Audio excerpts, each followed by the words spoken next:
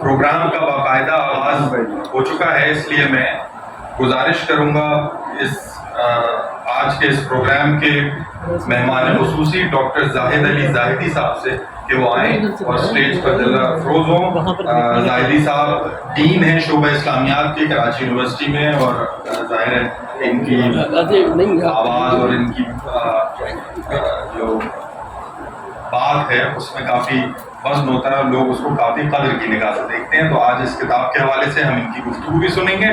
باقاعدہ آغاز کے لیے میں سب سے پہلے محترم عنایت حسین جلالی صاحب کی پوتی محترمہ سمانہ بطول سے گزارش کروں گا کہ وہ یہاں آئیں اور چند کلمات بھی پڑھیں، اور ایک مختصر سی پریزنٹیشن ہے جلالی صاحب کی زندگی کے حوالے سے، وہ بھی ہمارے اور آپ کے لیے وہ اس کو ہمارے سامنے پریزنٹ کریں۔ سمانہ بطول۔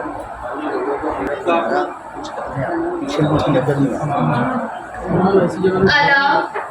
ایک ایسی بزم کہ جہاں شعراء اور ادیب بیٹھے ہوں، بالخصوص میرے استاد سید افضال احمد صاحب اور میں وہاں پر چند منٹوں کے لیے ہمدن گوش ہونا بڑے اعزاز کی بات ہے، مگر بے شک یہ میرے دادا سید مولانا سید عنایت حسین جلالی کا نام ہے، یہ ان کا حوالہ ہے کہ جو ہمیں ادبی محفلوں میں تھوڑا معزز بنا دیتا ہے۔ ہمارے ابا، جو ہمارے دادا جن کو ہم ابا کہتے ہیں، ایک ایسا انسان کہ جس سے میں کبھی نہیں ملی، ایک ایسا انسان کہ شاید جس کی موجودگی کا احساس یا یہ کہا جائے کہ جس سے براہ راست ہدایات میں نے کبھی حاصل نہیں کی، مگر یہ بات کس قدر حیران کن ہے کہ ابا کا کردار، ان کے اقدار، ان کا اخلاق، وہ کام جو وہ کر گئے وہ آج بھی ان کے انتقال کے اتنے سال بعد بھی ہمارے درمیان زندہ ہے۔ کہ وہ شخص کہ جس کو ہم اس فریم میں دیکھتے آئے ہیں جو ان کے گھر کی دیوار پہ لگا ہوا ہے، اور عموماً دادا دادی کی تصویر گھر پہ لگی ہوئی ہوتی ہے اور بچے جو ہیں وہ ان کو ایسے ہی جانتے ہیں کہ ان کے دادا دادی کی تصویر ہے، مگر ہم سے جو وہ فریم ہے جو ابا کے گھر پہ لگا ہوا ہے، ابا کی تصویر ہے، اس سے تعارف ایسے نہیں کرایا گیا تھا کہ یہ تمہارے دادا ہیں اور بس بات ختم۔ اس تصویر سے ہم تمام بچوں کی، ابا کے وہ تمام پوتے پوتیاں جو یہاں پہ موجود ہیں، ان سے اس کا تعارف ایسے کرایا گیا کہ دیکھو یہ جو تصویر ہے تمہارے دادا کی تصویر ہے، یہ تمہارے دادا ایک بڑے آدمی تھے، وہ جو پروفیسر تھے، وہ جو ذاکر اہل بیت علیہم السلام تھے، وہ کہ جو جن کا اخلاق بہت خوبصورت تھا۔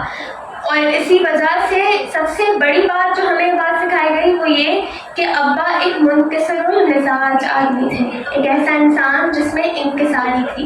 اور یہ جملہ ہمارے ذہنوں میں ایسا رہ گیا کہ ہم نے ابا کو حالانکہ کبھی دیکھا نہیں، ابا سے ملے نہیں، مگر ابا آج بھی ہمارے آئیڈیل ہے، کیونکہ ہمارے ذہنوں میں اگر بہترین انسان ہونے کا کوئی معیار طے ہے تو ہمارے دادا، ہمارے ابا کا طے ہے۔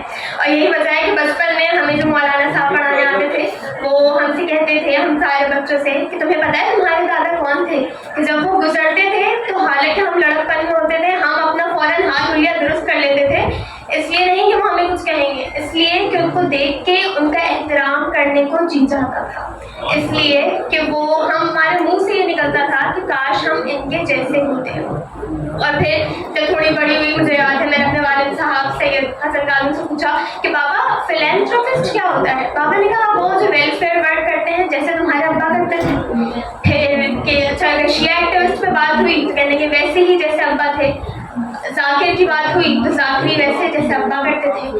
تو یہ تمام شعبے، ذاکری، پروفیسر، ایکٹیویزم، یہ سارے وہ شعبے ہیں جس میں ابا کا نام، ابا کا معیار ہمارے ذہنوں میں جڑ گیا کہ آج بھی یہاں پہ بیٹھی ہوئی جو ان کی سب سے چھوٹی پوتی ہے اور سب سے بڑے ان کے تمام نواسے ہم سب کا بس ایک ہی آئیڈیل ہے، وہ ہمارے ابا ہیں۔ ہمیں اگر بہترین انسان بننے کا کوئی جذبہ دیتا ہے تو ہمارے دادا دیتے ہیں، اس لیے نہیں کہ ہم ان سے خونی رشتہ رکھتے ہیں، بلکہ اس لیے کہ وہ ہمارے لیے بہترین انسان ہونے کا معیار ہے۔ اور اسی وجہ سے جیسے میں نے ادب کا شعبہ اختیار کیا، اور ادب کے شعبے کے بعد مجھ سے جب بھی پوچھا گیا کہ پڑھنے لکھنے کا شوق کہاں سے آیا، ہم نے بغیر سوچے سمجھے بولا ابا سے آیا۔ پھر اگر ہم تمام بچوں کو جیسے سیاست یا معاشرتی مسائل میں دلچسپی ہے تو ہم سے پوچھا گیا کہ یہ شوق کہاں سے آیا، ہم نے بولا ابا سے آیا۔ لکھنے کا شوق کہاں سے آیا، ابا سے آیا۔ ادب کا احترام کرنا کہاں سے آیا، ابا سے آیا۔ اردو بولنا، اردو کی عزت کرنا کہاں سے آیا، ہم نے بغیر سوچے سمجھے بولا ابا سے آیا۔ اور اس کی وجہ اور اس کا صحرا جس کے سر جاتا ہے وہ بے شک ان کی اولاد ہے، جنہوں نے ابا کو ہم تک پہنچایا، جنہوں نے ابا کی مثالی شخصیت کو ایسے زندہ رکھا ہے ہمارے درمیان کہ ہم آج بھی ابا کی مثالیں دینے کے قابل ہیں. اس میں ہمارا جتنا بھی کریڈٹ ہے ابا کو جتنا ہم آئیڈیلائز کرتے ہیں اس میں سب سے زیادہ ہماری دادی کہ جنہوں نے بہت زیادہ ہمیشہ ابا کو سپورٹ کیا. پھر میرے تایا سید مصدق حسین، میرے بابا سید حسن کاظم، میرے امو سید سلمان حسین جلالی، میری پھپھوئیں، ان تمام نے ابا کا ذکر ہمیشہ گھر میں اتنا کیا کہ ہمیں محسوس ہی نہیں ہوا کہ اچھا شاید ہم اس عظیم انسان کی شخصیت سے سیکھنے کے لیے ہم محروم ہیں یا ہم سیکھ نہیں سکتے. اور ویسے تو اولادیں ویسے ہی کچھ کوئی نقش نقوش لے لیتی ہیں، کوئی مساج لے لیتی ہے، کوئی سیرت لے لیتی ہے، مگر ہمارے امو کو سید سلمان حسین جلالی ایک ایسا کردار ہے کہ انہوں نے اگر کسی نے ابا کی کمی میں ابا جیسا بن کے دکھایا تو میرے ابو سید سلمان حسین جلالی تھے کہ وہ غالب کا شعر ہے کہ سب کہاں کچھ لالا و گل میں نمایاں ہو گئی، خاک میں کیا صورتیں ہوں گی کہ پنہا ہو گئی. تو یہ جو لالا و گل ہے تو میں نے تو ہمیشہ اس لالا و گل سے امو کو ہی وہ کیا ہے کہ یہ لالا و گل امو ہے کہ جو ابا ایک تحفہ چھوڑ گئے ہمارے لیے امو کی صورت میں. اور پھر امو نے جو کتاب تشکیل دینے میں جو ان کی محنت ہے، فکر ہے کہ پچھلے کئی سالوں سے ہم امو کو دیکھتے ہیں پریشان کہ ابا کی کتاب کا کام ہے. یہاں تک کہ کرونا میں بھی جب ان کی طبیعت خاصی ناساز تھی تو ایک ہی ذہن میں رہتا تھا کہ ابا کی کتاب کا کام ہے، بھائی کو کال کرو، بھائی آئے، پوری رات کتاب کا کام ہو رہا ہے. اور پھر ہم بچوں کو اس میں ایسا جوڑا رکھا گیا کہ کسی نے کوئی ابا کا پارٹ ایڈٹ کیا، کسی نے ابا کی کتاب کا کوئی پارٹ ایڈٹ کیا. تو اس طریقے سے یہ کتاب، یہ تقریب، ابا کا ذکر ہمارے لیے ہم وہ ایسی جذباتیت کا ماحول ہے کہ ہم صرف فخر کر سکتے ہیں کہ ہم ایک ایسے انسان کی اولاد. اور پھر اگر میں امو کی بات کروں تو امو جو ہو بہو شواہد بھی رکھتے ہیں، اقدار بھی رکھتے ہیں، انکساری بھی رکھتے ہیں، مگر امو کی سب سے بڑی بات یہ ہے کہ وہ ویسے تو ان کے پاس بہت کچھ ہے کہ جس پہ وہ فخر کر سکتے ہیں، مگر اگر وہ کسی ایک چیز کو سب سے زیادہ فخریہ سمجھتے ہیں تو وہ اس بات کو کہ وہ ابا کی اولاد ہے. میرے خیال سے یہ ان کے خود ایک بڑے انسان ہونے کی دلیل ہے. تو میں بس چند آپ کے سماج کے کتاب پڑھ رہی تھی تو اس میں ایک جملہ آیا جو ایک شعر ہے بڑا مشہور اقبال کا مشہور شعر ہے کہ ہزاروں سال نرگس اپنی بے نوری پہ روتی ہے، بڑی مشکل سے ہوتا ہے چمن میں دیدہ ور پیدا. تو میں سوچنے لگی کہ بڑی مشکل سے ہوتا ہے چمن میں دیدہ ور پیدا، یہ امو کے لیے کہا گیا ہے یا ابا کے لیے کہا گیا ہے؟ اب مجھے سوچ کے تھوڑی سی خوشی بھی ہوئی، مسکراہٹ بھی آئی، ہنسی بھی آئی کہ میں تو اس خاندان سے تعلق رکھتی ہوں کہ جہاں تو دونوں نسلوں میں مجھے دیدار مل گئے کہ مجھے اپنے دادا کی صورت میں بھی اور اپنے امو کی صورت میں بھی. تو میں دعوت دیتی ہوں اپنے امو کو کہ وہ آئیں اور پھر اپنے انداز سے شکریہ.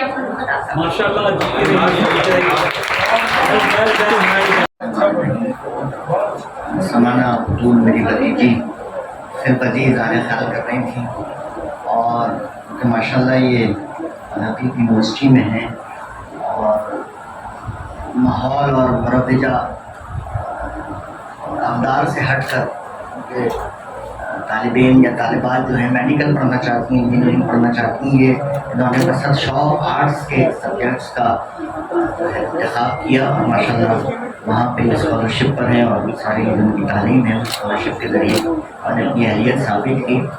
اور آپ نے گفتگو سے اندازہ لگایا ہوگا یہ تقریب جیسے کہ آپ کا علم میں ہے ایک ایسے شخص کے حوالے سے ہے. سبتے بھائی نے کہا تھا، پروفیسر سبتے جعفر زیدی شہید نے، کہ عنایت حسین ایک ایسے شخص کا نام ہے جس کی پوری زندگی اس بات کے عملی مظاہر سے بھرپور ہے کہ دین پر کوئی چیز غالب نہیں آ سکتی، دین بہرحال دین ہے اور دنیا ادنا ترین شے ہے. وہ کہا کرتے تھے کہ مولانا کی زندگی دنیا پر دین کی سپریمیسی اور برتری ثابت کرنے کے عملی مظاہر سے معمور ہے. ابا 1994 میں ہم سے جدا ہو گئے. ان کا سلسلہ تعلیم جو تھا وہ ابتدا میں نازمیہ لکھنؤ میں تھا. 6 برس کے تھے تو ان کے والد کا انتقال ہو گیا تھا. اس کے بعد خاندان کے ایک بزرگ نے ان کی پرورش کی اور مروجہ قواعد کے مطابق. آئیے علی عباس رضوی صاحب، ملتمس ہوں آپ کے اسٹیج پہ تشریف لائیں. آپ ہماری اس تقریب کے دوسرے مہمان خصوصی ہیں، تشریف لائیں. آئیے تشریف لائیں.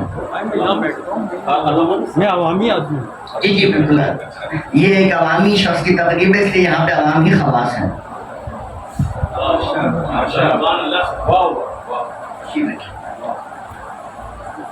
جیسا کہ میں کر رہا تھا کہ ان کی ابتدائی تعلیم نازمیہ سلطان المدارس اور اس کے بعد بنارس تشریف لے گئے، پھر جامعہ جوادیہ میں ساری طرح تعلیم کا سلسلہ جو تھا یہ دینی تعلیم تھی. اس کے بعد تقسیم میں پاکستان کے بعد پنجاب سے انہوں نے ایم اے کیا. بہرحال یہ باتیں تو ہوتی رہیں گی جو انتہائی معزز مقررین صاحبان تشریف لائیں گے اسی حوالے سے گفتگو کریں گے، خاص طور سے تحریک اور تقریر کے حوالے سے.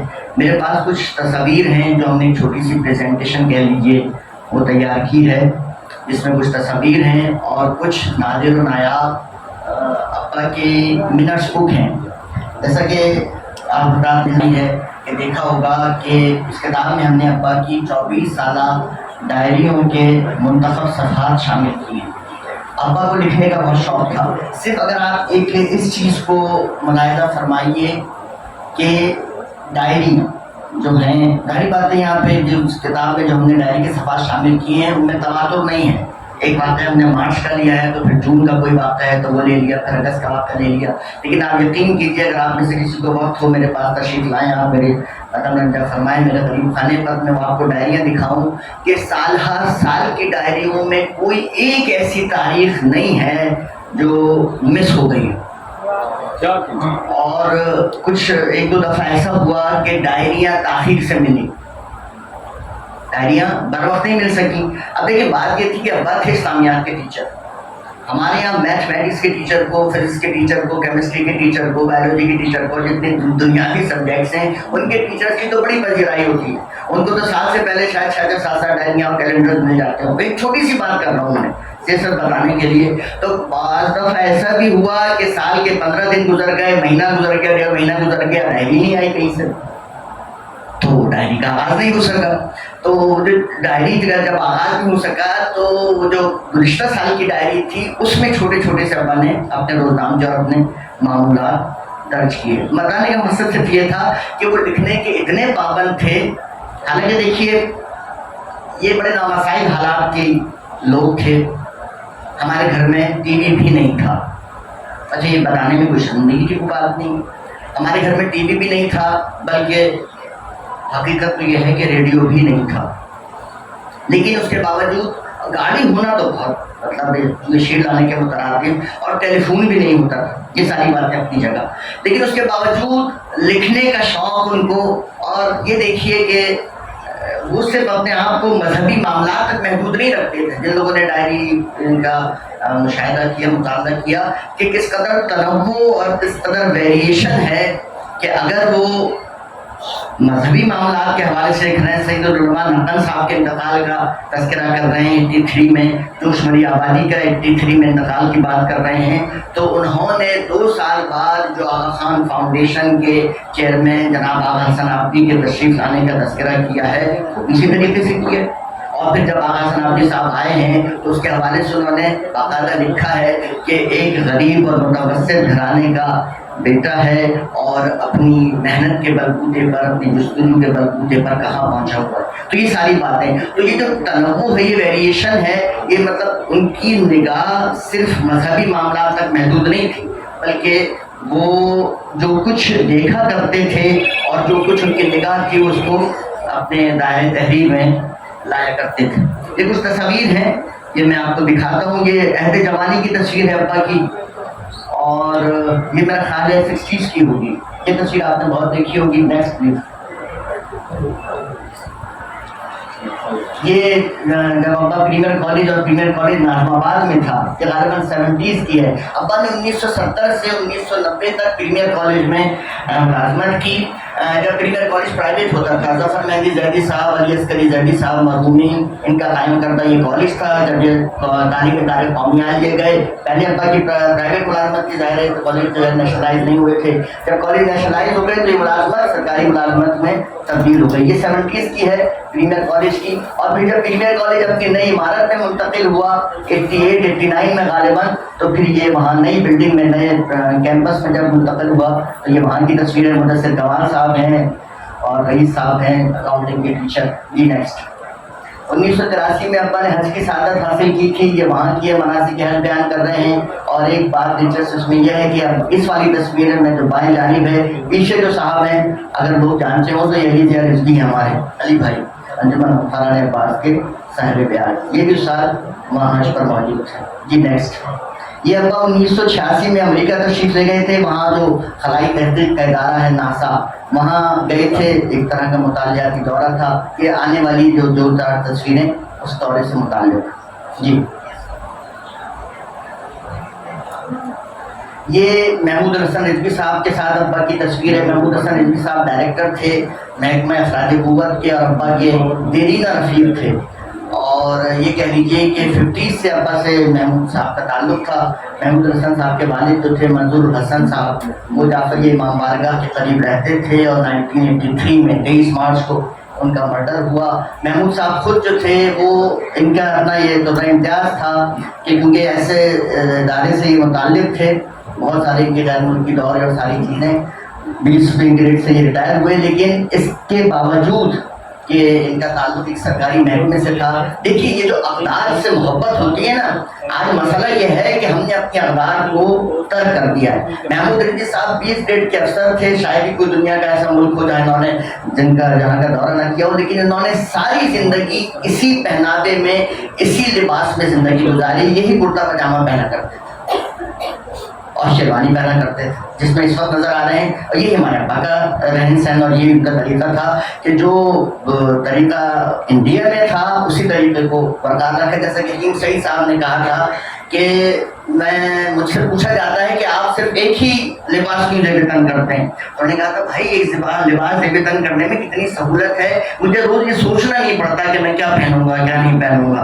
बस मुझे पता है कि मुझे एक ही लिबास पहनना है, तो बस पहनना है, जिसमें सोचने की जहमत नहीं करनी पड़ती कि नए लिबास का इंतखाब करूं। और मेरी मुतरब्बे मसरूफियात मुझे इस बात की इजाज़त भी नहीं देती। तो बहरहाल ये जो लोग थे, ये अल्लाह से मोहब्बत करने वाले लोग थे सारी ज़िंदगी।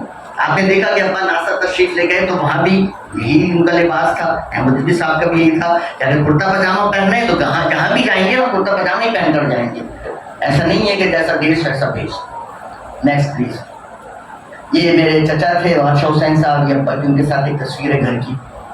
नेक्स्ट, ये 1993 में, जी हाँ, इमाम बारगाह तंजीमुल मोमिन में मिलाद मुनक़िद हुआ था, जश्न मुस्लिम इस्लाम। उसमें अब्बा भी मौजूद थे। देख सकते हैं आप, एक तरफ अल्लामा इरफान नज़र आती हैं, एक तरफ अल्लामा अब्दुल हकीम बुतराबी हैं, एक तरफ ज़ोहैर अब्बास हाफ़िज़ साहब हैं। क्योंकि 2 दिन पहले, ये 31 जनवरी 1993 की तस्वीर है, 1994 की। 2 दिन पहले अल्लामा अब्बास हज़राती का इंतकाल हुआ था, तो उनकी जगह उनके साहबजादे जनाब ज़ोहैर हाफ़िज़ साहब ने अब्बा के बिल्कुल दाएं जाने बैठे, उन्होंने शिरकत की थी। उन्होंने मुझे फ़ोन किया था और कहा था कि क्योंकि मेरा वादा था, हमारा वादा था कि अब्बास हज़राती साहब तशरीफ़ लाएंगे, लेकिन जब उनका इंतकाल हो गया तो ज़ोहैर हाफ़िज़ साहब ने मुझसे कहा कि बाबा की जगह मैं आऊँगा। तो ये उस मौके की तस्वीर है। ये प्रीमियर कॉलेज की है। जब बैक कीजिएगा इस तस्वीर, देखें, ये अल्लामा इरफान हज़राती साहब के साथ इंतहाई बाएं जानिब एक छोटे एक तस्वीर एक साहब नज़र आ रहे हैं, जिसमें वाज़ेह नहीं है। आज के लोग शायद अब इनको पहचान जाएंगे। ये हैं अल्लामा नासिर अब्बास साहब, जिनका पंजाब में मर्डर हुआ आज से 11 साल पहले। उस तकरीब में ये भी मौजूद थे। और ये अल्लामा इरफान हज़राती साहब के बोनाफाइड शागिर्द थे। तो अल्लामा साहब ने इस तकरीब में बड़ी अच्छी तकरीर की थी, लेकिन बहरहाल ये मौका नहीं है कि उस तकरीर के नुकात बयान किया जाए। बहरहाल नेक्स्ट प्लीज़। नेक्स्ट, ये प्रीमियर कॉलेज में यौम हुसैन हुआ था। उस वक्त प्रिंसिपल थे प्रोफेसर रिज़ा शाह नकवी साहब, वो तशरीफ़ फरमा हैं। दरमियान में हमारे ज़ोहैर खान नदीम साहब तशरीफ़ फरमा हैं, इनका भी मर्डर हुआ।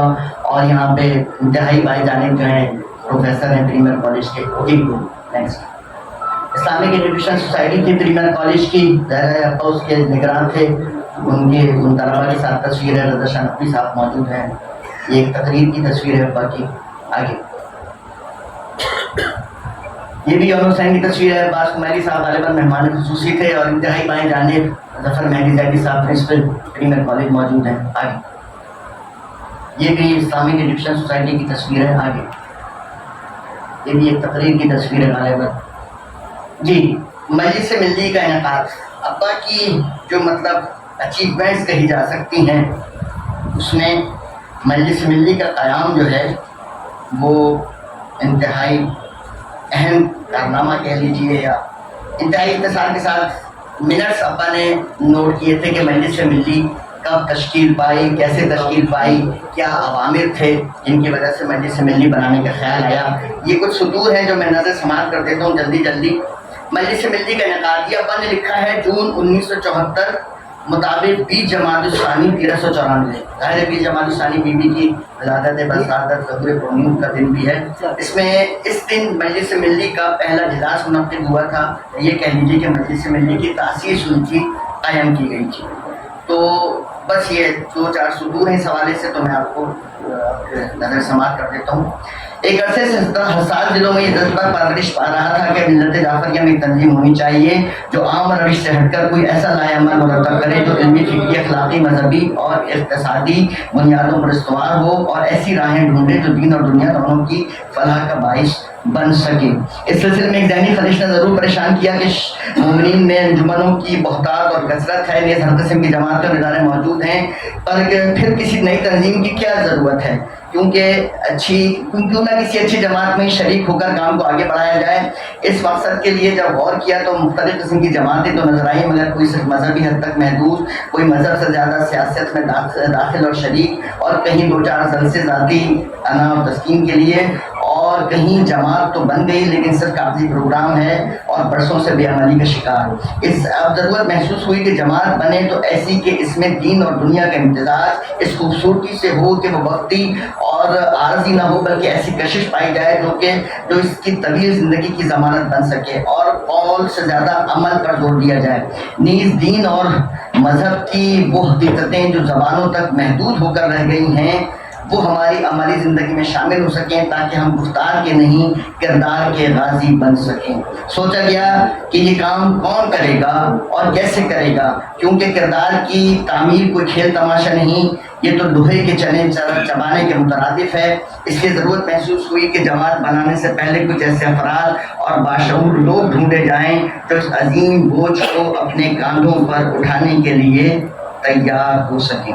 اور اس کے بعد پھر مزید تفصیلات ابا نے لکھی ہیں. تو مجلس ملی کے انعقاد کا جو بنیادی مقصد تھا وہ یہ کہ صاحبان کردار لوگوں کو ایک جگہ جمع کیا جائے, اور پھر جب صاحبان کردار ایک جگہ جمع ہوں گے تو ظاہر ہے ان کی لبوں سے جو بات نکلے گی, ان کے ذریعے جو پیغام لوگوں تک پہنچے گا وہ دور رس بھی ہوگا اور اس کی پذیرائی بھی ہوگی اور لوگ اس کو قبول بھی کریں گے. یہ 1974 میں مجلس ملی کی بنیاد رکھی گئی, اور اس کے بعد کچھ 2-4 اور بھی آپ کی سلائڈس ہیں جو آپ دیکھیں گے کہ مجلس ملی نے کیا کچھ کیا.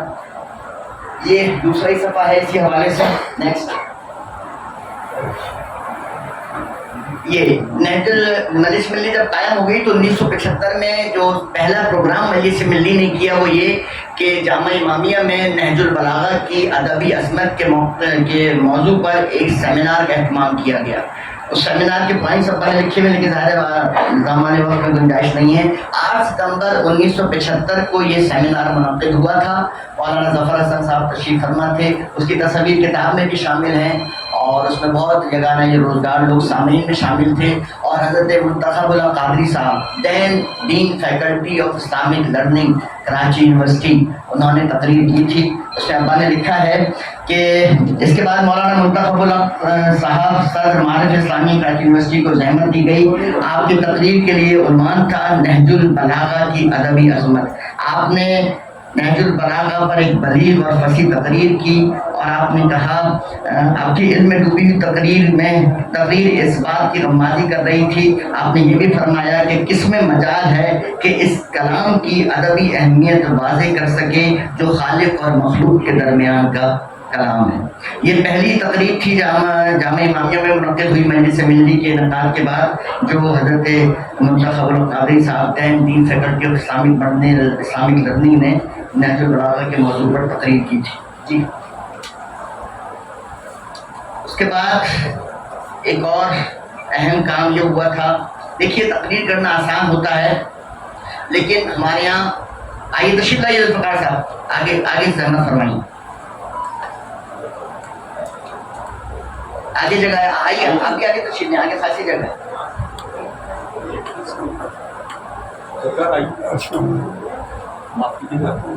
میں عرض کر رہا تھا کہ تقریر کرنا آسان ہوتا ہے لیکن مجلس ملی کے قیام کا ایک مقصد یہ بھی تھا کہ لوگوں کو تحریر اور تقریر کی طرف ملتفت اور متوجہ کیا جائے. تو مقالہ پڑھنا مشکل کام ہوتا ہے. تقریر ڈاکٹر صاحب تشریف فرمائیں, یقیناً تائید فرمائیں گے کیونکہ خود ان کا زبردست مقالہ ہے جس کی بنیاد پر ان ڈاکٹریٹ کی ڈگری تفویض کی گئی. مقالہ پڑھنا مشکل کام ہوتا ہے. جج اسلام مولانا رضی جعفر نقوی صاحب تشریف لا رہے ہیں, آئیے.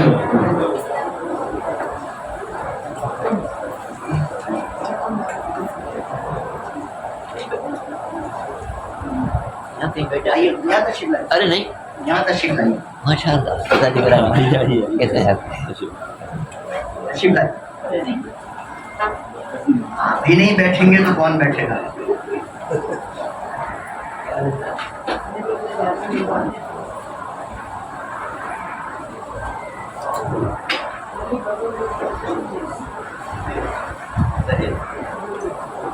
میں کہہ رہا تھا کہ تقریر کرنا آسان ہوتا ہے لیکن مقالہ پڑھنا مشکل کام ہوتا ہے. مجلس ملی نے اہم کام یہ کیا کہ لوگوں کو مقالے لکھنے کی طرف مائل کیا اور 12 اپریل 1976 کو چھٹے امام ابا ایک بات کہا کرتے تھے. وہ کہتے تھے کہ در حقیقت مطلب یہ 74 76 کی بات ہے, انہوں نے اس کو لکھا بھی ہے. ابا کہا کرتے تھے کہ ہم در حقیقت اپنے آئمہ کو باہر کی دنیا سے حقیقی معنوں میں متعارف نہیں کرا سکے اور اسی خیال کے پیش نظر انہوں نے چھٹے امام کی سیرت پر اس سیمینار کا اہتمام کیا تھا. اس میں تقاریر نہیں تھیں بلکہ انتہائی پرمغز مقالات پیش کیے گئے تھے. جو مقالہ نگار تھے ان کے نام کتاب میں بھی ہیں, میں ایک نام یہاں پہ لے لیتا ہوں. غلام مہدی بلتستانی صاحب جو بعد میں چیئرمین بھی بنے کراچی یونیورسٹی میں اسلامک ڈپارٹمنٹ کے, ان کا مقالہ تھا. اس کے علاوہ حکیم ریاض حسین صاحب کا مقالہ تھا. پروفیسر سردار نقوی صاحب کا مقالہ تھا. ضیاء حسن موسوی صاحب نبیرہ نجم العلماء ان کا نہیں, میرا خیال ہے ناصر الملت کے ہم سے تھے. حضرت ضیاء حسن موسوی صاحب ناصر الملت تھے. ان کا مقالہ تھا. مولانا سید محمد رفیع صاحب قبلہ ان کا مقالہ تھا. ادیب اعظم مولانا ظفر حسن صاحب کا مقالہ تھا. تو یہ مقالات, اور ایک اہم بات یہ کہ اس تقریب کی صدارت جو کی تھی دین وی سی کراچی یونیورسٹی ڈاکٹر احسان رشید صاحب نے کی. چھٹے امام کے اوپر مقالات کا سلسلہ تھا, عظیم شان جلسہ تھا. امام بارگاہ شاہ نجف روڈ میں منعقد ہوا اور اس کی صدارت جناب احسان رشید صاحب مرحوم وائس چانسلر کراچی یونیورسٹی نے کی تھی. یہ 1976 کا ایک جلسہ تھا جو چھٹے امام کے حوالے سے منعقد ہوا. اس کے بعد 12 دسمبر 1977 کو پرورش اللہ قلم کرتے رہیں گے. ابا نے مجلس ملی کی منٹس بک میں اس کو اسی طریقے سے لکھا ہے, ہیڈنگ اوپر لکھی ہے کہ ہم پرورش اللہ قلم کرتے رہیں گے. یہ 12 دسمبر 1977 تھی اور اس میں ہوا یہ تھا کہ کچھ مؤلفین اور مصنفین نے نئی کتابیں لکھی تھیں جن میں ایک حفاظت حسین طائی صاحب تھے, حسین رضوی صاحب تھے جو مشہور نوخان علی رضوی علی بستی کے ان کے والد تھے. ایک پروفیسر منظور حسین یاد صاحب تھے جو بالکل نابینا تھے, ان کی ایک کتاب شائع ہوئی تھی. اور عبدالکریم مشتاق صاحب جن کا نام نامی میرا خیال تعارف کا محتاج نہیں ہے, ان کی کئی ایک کتابیں اس وقت 1977 میں شائع ہوئی تھیں. تو ان چاروں صاحبان قلم کے اعزاز میں یہ تقریب منعقد ہوئی تھی اور اس میں آپ جیسا کہ تصویر اسی موقع کی ملاحظہ فرما رہے ہیں, تقریر کر رہے ہیں. جو سر جھکائے بیٹھے ہیں حضرت حسین طائی صاحب ہیں, حسین رضوی صاحب ہیں اور انتہائی بائیں جانب پروفیسر ڈاکٹر علی سرور صاحب ہیں جو بعد میں ڈپارٹمنٹ آف اکنامکس کے چیئرمین بنے کراچی یونیورسٹی کے. اور یہ بالکل جو چشمہ لگائے بیٹھے ہیں جن کے متعلق میں کر رہا تھا پروفیسر منظور حسین یاد صاحب ہیں, نابینا تھے لیکن اس وقت ان کی کتاب شائع ہوئی. تو 1977 میں یہ ایک تقریب تھی, اس لیے ابا نے اس کا عنوان رکھا منٹس بک میں ہم پرورش اللہ قلم کرتے رہیں گے. ان مصنفین اور مؤلفین کے اعزاز میں یہ تقریب منعقد ہوئی تھی. یہ 1977 تھا. اس کے بعد جب انقلاب ایران رونما ہوا ہے تو اس حوالے سے مجلس ملی کے اجلاسات ہوتے رہتے تھے ہر مہینے. تو 9 مارچ 1979 کو یہ تقریب منعقد ہوئی تھی, اجلاس منعقد ہوا تھا. اور اس میں اگر آپ اور فرمائیں دیکھیں جن لوگوں کے سگنیچرز موجود ہیں تو اس میں تقی امروہی صاحب بھی ہیں. تو یہ انتہائی جو چیدہ افراد ہوتے تھے اس وقت، انتہائی پڑھے لکھے اور یگانے روزگار لوگ، وہ ان اجتماعات میں شرکت فرماتے تھے۔ اس کے مطابق میں کچھ نہیں کہوں گا، بہت کم یہ 9 مارچ تھی۔ 2 جولائی کو ایک اور تقریب منعقد ہوئی نیکسٹ۔ جی ہاں، آپ حضرات کے علم میں شاید ہو کہ پروفیسر غلام عباس صاحب نے بڑا کام کیا انگریزی اردو ادب کے حوالے سے، کہ انہوں نے میر انیس کے مرثیے یارب چمن نظم کو گلزار ارم کر 156 بند کا مرثیہ ہے میر انیس کا، پروفیسر غلام عباس صاحب نے ایک عظیم کام یہ کیا کہ اس پورے مرثیے کو منظوم ترجمہ کیا تھا، مطلب انگریزی میں مرثیہ۔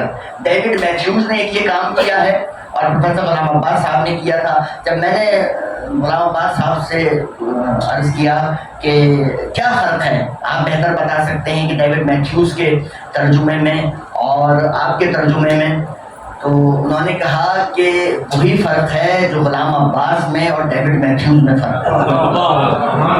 کہنے لگے ڈیوڈ میتھیوز کا کام یقیناً قابل قدر ہے، لیکن وہ کہنے لگے کہ جو وابستگی، جو محبت، عقیدت اور مودت کے جذبات مرثیے کو انگریزی کے قالب میں ڈھالنے کے لیے چاہیے ہوتے ہیں، وہ جذبہ ڈیوڈ کہاں سے لائے گا؟ ہمارے جج تھے امام حسین، اور میں نے یقین فرمائے، میں دیکھتا تھا کہ جب وہ بند سنایا کرتے تھے تو واقعتاً زارو قطار رو رہے ہوتے تھے۔ آج شبیر میں کیا عالم تنہائی ہے اور کیا کہنے کا، تو واقعتاً جو عقیدت اور محبت پروفیسر صاحب کو ہے، ظاہر ڈیوڈ میتھیوز کے پاس وہ تو نہیں تھی، لیکن بہرحال اس میں یہ قطعاً یہ نہیں کہا جا سکتا کہ ڈیوڈ میتھیوز کا کام خدا نخواستہ چھوٹا ہے۔ اس نے یہ محبت اور عقیدت نہ ہوتے ہوئے کتنا بڑا کام کیا۔ یہ محبت اور عقیدت اس کے پاس نہیں تھی، لیکن اس نے ادبی شاہکار مرتب کیا۔ تو بہرحال تو جب یہ کتاب مطلب شائع نہیں ہوئی تھی، یہ مرثیے کا ترجمہ ہو چکا تھا، تو اس کتاب کی اشاعت کے حوالے سے 2 جولائی 1982 کو ایک جلسہ منعقد ہوا، اور اس جلسے میں حماد زیدی صاحب عائشہ مسجد پر رہتے تھے، مجھے بھی یاد ہے کیونکہ میں بھی اس تقریب میں گیا تھا، چھوٹا سا تھا میں، تو اس میں تقریب میں بہت زبردست مجمع تھا، اور ہو یہ رہا تھا کہ جب تقریر وغیرہ ہو چکی، تعارف ہو چکا کہ اس طریقے سے مرثیے کا کام ہوا ہے یہ، تو پھر مرثیے کا آغاز ہوا۔ ایک بند محمود الحسن رضوی صاحب پڑھتے تھے اردو کا، اور اس کا منظوم ترجمہ پھر غلام عباس صاحب کرتے تھے۔ اسی اسنا میں مغرب کی اذان کا وقت ہو گیا، مغرب کی نماز ادا کی گئی۔ مغرب کی نماز کے بعد علامہ عباس حیدر عابدی صاحب تشریف لے آئے، پھر انہوں نے کہا کہ اب میں اردو میں مرثیہ پڑھوں گا اور پھر پروفیسر صاحب انگریزی میں ترجمہ کریں، اور پھر وہ اسی طریقے سے ہوا۔ اور پھر بعد میں انہوں نے یہ وعدہ بھی کیا تھا علامہ عباس حیدر عابدی صاحب نے کہ اس مرثیے کی طباعت کے تمام تر اخراجات میں برداشت کروں گا۔ بہرحال وہ تو ایک بات تھی۔ تو 1982 2 جولائی 1982 کو یہ تقریب ہوئی مرثیے کے تعارف کے حوالے سے۔ اس کے بعد 1983 میں یہ کتاب شائع ہو کر منصہ شہود پہ جلوہ افروز ہوئی۔ میں بتا نہیں سکتا کہ ابا کو اس کتاب کی اشاعت سے کس قدر دلچسپی تھی اور وہ مطلب کس قدر پریشان تھے۔ دیکھیں 1983 کی بات ہے، نہ مسائل ایسے تھے، میں نے عرض کیا کہ ہمارے گھر میں تو فون تھا ہی نہیں۔ مجلس ملنی میں صرف 2 احباب ایسے تھے جن کے پاس فون تھا، ایک ڈاکٹر ندیم الحسن صاحب کی کلینک اور گھر پہ فون تھا، یا محمود الحسن رضوی صاحب کے دفتر میں فون تھا۔ کبھی جتنے بھی اجلاس ہوتے تھے، جتنے بھی لوگوں کو کنوے کرنا ہوتا تھا، وہ سب اسی طریقے سے ان 2 فونوں کے ذریعے کیا جاتا تھا۔ گاڑی بھی 2-4 لوگوں کے پاس ہی تھی، شاید ڈاکٹر ندیم صاحب کے پاس تھی، ان کی گاڑی مسلسل استعمال ہوتی رہتی تھی۔ تو 1983 میں جب یہ کتاب شائع ہوئی تو ابا کی بھرپور یہ کوشش تھی کہ کسی طریقے سے اس کتاب کے حوالے سے مطلب لوگوں کو آگاہی ہو۔ جیسے کہ میں نے کہا، ابا کہا کرتے تھے کہ ہم اپنے آئمہ کا صحیح معنوں میں باہر کی دنیا سے، مغربی دنیا سے تعارف نہیں کرا سکے، تو ابا یہ چاہتے تھے۔ اور اگر جن لوگوں نے یہ کتاب دیکھی ہے، دا امارٹل پوئٹری اینڈ میر انیس، بافانی شاعری اور میر انیس، تو جن لوگوں نے یہ کتاب دیکھی ہے وہ یقیناً میری تائید کریں گے کہ یہ مرثیے کا انسائکلوپیڈیا ہے۔ مرثیہ ویسٹ میں، مرثیہ ایسٹ میں، مرثیہ دکن میں، مرثیہ عرب میں، جتنے بھی مرثیے کے وہ معاملات تھے، مرثیے کی تاریخ تھی، ان سب کو اس کتاب میں یکجا کیا گیا۔ تو اس کتاب سے ابا کو بڑی امیدیں تھیں۔ جب یہ کتاب جلوہ گر ہوئی، شائع ہوئی، تو اس کا وہ رسپانس نہیں آیا جیسا کہ آنا چاہیے تھا۔ اور اس حوالے سے پروفیسر سید جعفر زیدی شہید، اللہ ان کے مزید درجات بلند کرے، انہوں نے ایک بات کہی اپنے ایک مضمون میں، کہنے لگے کہ اس شہر میں اردو مرثیہ سمجھنے والے لوگ کم ہیں، اور مجلس ملنی نے انگریزی میں مرثیہ شائع کر دیا ہے۔ گویا مجلس ملنی نابیناؤں کے شہر میں आईने बनाने का काम कर रही है। वो उनके अपने आप जानते हैं, प्रोफेसर साहब के मिजाज से उस तरह की गुफ्तगू किया करते थे, उनके कलिमात और उनके जज्बात अपनी जगह, लेकिन बहरहाल इससे ये कतन वो नहीं है कि आदमी पढ़ने लिखने का काम करना छोड़ दे। उनका मिजाज मतलब वो ये बताना चाह रहे थे कि हमारे अच्छे काम की कदर नहीं है। तो जैसा मैंने अर्ज किया कि बहुत अब्बा को इस किताब से तवक्कुआत वाबस्ता थी, लेकिन ज़ाहिर इतनी पजीराई इस किताब की नहीं हो सकी, बाहर भेजी गई, बाहर के ममालिक में किताब भेजी गई, बाहर के लाइब्रेरियों से पसंदीदगी के खतूत भी आए, वो सब हुआ, लेकिन कराची में या पाकिस्तान में इस किताब को इतनी पजीराई नहीं मिल सकी। और वजह वही थी सिद्दे भाई वाली शहीद की कि भाई यहाँ तो उर्दू मरसिया किसी की समझ में नहीं आता, तो अंग्रेजी मरसिया कौन। तो ये एक तकरीब थी जो 1982 में मरसिया के हवाले से मुनक्किद हुई, और इसके बाद Dan martyr poetry and Ranish शाया हुई, और उसके बाद ये एक मुझे पुराना जो है ये इश्तिहार मुझे दस्तयाब हुआ, ये 1963 का है। 1963 2 और 3 जून 1963 बरोज हफ्ता और इतवार, नश्तर पार्क जब पटेल पार्क कहलाया जाता था, इदारा गुलामान बूतराब का अजीमशान इज्तिमा हुआ था। देख लें आप, इसमें अजीमशान इज्तिमा तकरीब 10 साल यादगार। वो 1963 में 1962 में बूतराब कर्नल जाफर साहब उस इदारे के सरपरस्त भी हैं।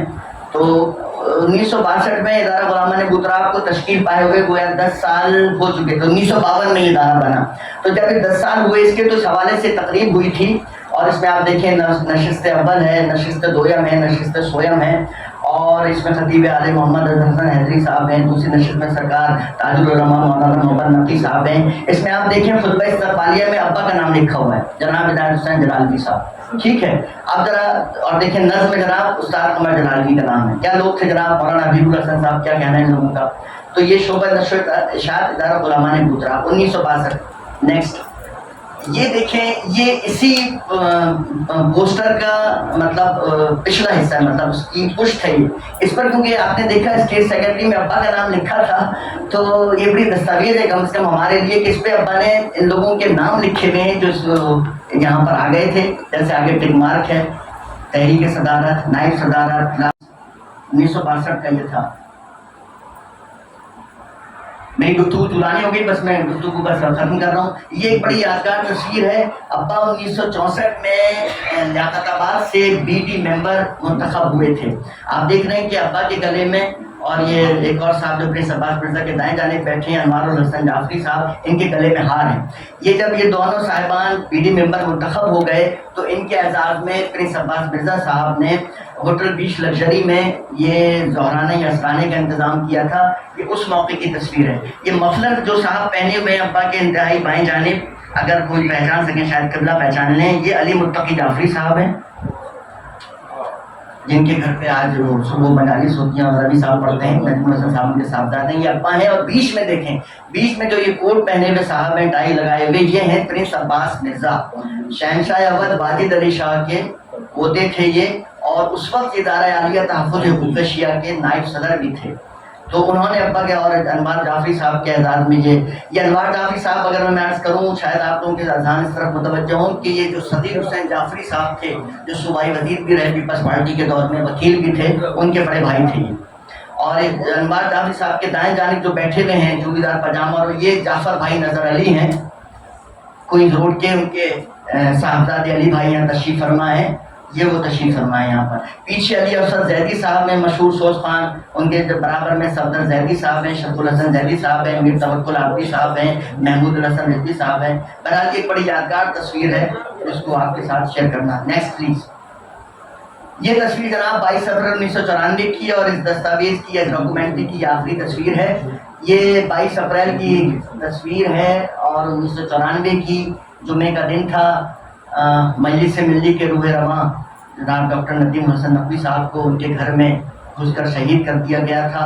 उसी शाम को उनकी नमाज जनाजा अदा की गई। अब्बा ने ये नमाज जनाजा पढ़ाई थी। आप नमाजियों में देख सकते हैं महमूद हसन रिजवी साहब, अली शाह नकवी साहब, डॉक्टर साहब के छोटे भाई शबीर हसन साहब, ये मौलाना रज़ी जैदी साहब डिफेंस के, खुद इनको कुछ अरसे बाद शहीद कर दिया गया। और इस तरफ उनके साहबजादे डॉक्टर साहब के मुर्तज़ा नदीम साहब, मौलाना बशीर साहब हैं, और उसके बाद दाएं जानिब ये फिरदौस शमीम साहब हैं। تو اس کے نیچے جو لکھا ہوا ہے میں اس کی 2-4 لائنیں پڑھ دوں. یہ میرے دل کی آواز ہے. تصویر ہے اس میں.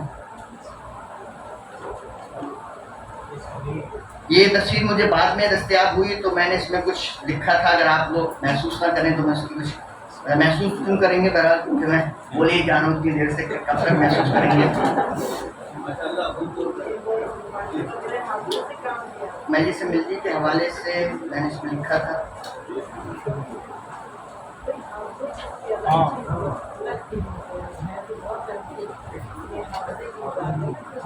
تو میں کہتا ہوں تو میری اوقات اور حیثیت یہ نہیں ہے. وہ پڑھے لکھے لوگوں کی انجمن تھی اور میری تو کم از کم یہ نہیں ہے. میں اگر لوگ کو جمع کر بھی لوں تو بہرحال میں کیسے ان کو وہ کر سکتا ہوں. جو پڑھے لکھے لوگوں کا کام تھا, پڑھے لکھے لوگ آگے آئیں. اور کیونکہ بہرحال یہ بات اسٹیبلش ہے کہ اس طرح کے تھنک ٹینک کی ہمیشہ ضرورت محسوس کی جاتی رہی ہے. تو میں یہ کر رہا تھا کہ انتہائی نامساعد حالات میں ان لوگوں نے وہ کام کیا جو اب انتہائی بہتر حالات ہونے کے باوجود نہیں ہو رہا. ان لوگوں کو خراج تحسین اس لیے, جیسا کہ حکیم باقر حسین صاحب نے والد کے چہروں کی مجلس میں کہا تھا, پڑھا تھا, کہ انہوں نے کہا تھا کہ یہ جو اتنے لوگ جمع ہیں عنایت جلالوی کے چہروں کی مجلس میں, یہ اس لیے نہیں ہے کہ عنایت جلالوی سے ان کا کوئی تعلق تھا. تعلق تو تھا. کہنے لگے کہ عنایت جلالوی کی سب سے بڑی خوبی یہ تھی, اور اس دور کے لوگوں کی سب سے بڑی خوبی یہ ہے کہ اس دور کا انسان لوگوں سے بلا کسی منفیت کے ملتا تھا. اگر حسین صاحب کے یہ چہروں کے مجلس میں جملے تھے, اس کی ریکارڈنگ ہمارے پاس موجود ہے. انہوں نے کہا کہ دیکھیں معصوم تو وہی 14 ہیں. یہ بات پہ کوئی تصور بھی نہیں کر سکتا کہ کوئی معصوم ہو جائے, لیکن اس دور کے لوگوں میں اور اس دور کے لوگوں میں بنیادی فرق ہے. انہوں نے فرمایا تھا کہ اس دور کا شخص جو ہے وہ لوگوں سے بغیر کسی مفاد کے, بغیر کسی منفیت کے, بغیر کسی غرض کے ملا کرتا تھا. چونکہ کوئی غرض نہیں ہوتی تھی, منفیت نہیں ہوتی تھی, کوئی مفاد نہیں ہوتا تھا, لہذا تعلق بالکل خالص ہوتا تھا. آج ہمارے سارے تعلقات, اس میں بھی شامل ہوں معذرت کے ساتھ, آج ہمارے سارے تعلقات جو ہیں وہ کسی نہ کسی منفیت کے تابع ہیں, کسی نہ کسی مفاد کے تابع ہیں, کسی نہ کسی غرض کے تابع ہیں. میں انتہائی مشکور ہوں ان احباب کا, کونسل کے احباب کا, فراز صفی صاحب, دیگر احباب کا, حضرت رونق حیات صاحب کا. آپ نے یہ کہ میری حوصلہ شکنی کی اس حوالے سے کہ یہ آپ کیوں منع کر رہے ہیں تقریب کے انعقاد کے لیے, تقریب ہو جائے گی, تو واقعتاً آپ لوگوں نے تقریب منعقد کر دی. میں بہت شکریہ.